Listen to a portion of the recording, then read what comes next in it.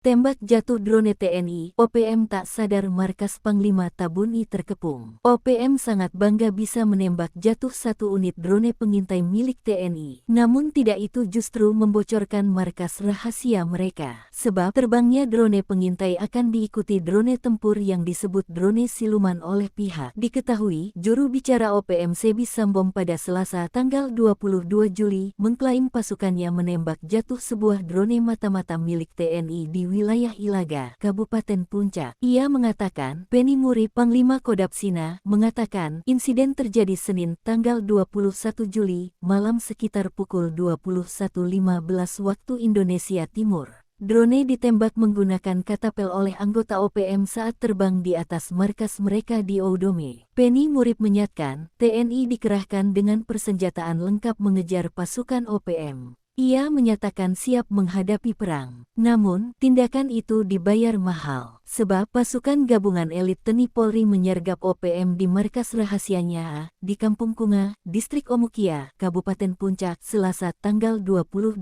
Juli. Diduga markas tersebut merupakan markas Panglima OPM Goliat Tabuni yang berbasis di Puncak, Papua. Bahkan sempat terjadi baku tembak, perlawanan OPM terhenti setelah salah satu kombatan OPM tertembak. Aparat mengamankan sejumlah barang bukti dari dalam gubuk, yakni 6 unit handphone, 1 unit teropong, 1 butir amunisi, 1 unit HT, buku catatan, senter, dan dompet. Panglima OPM Goliat Tabuni justru cemas, pengejaran terhadap para anggota OPM yang melarikan diri masih terus dilakukan aparat keamanan.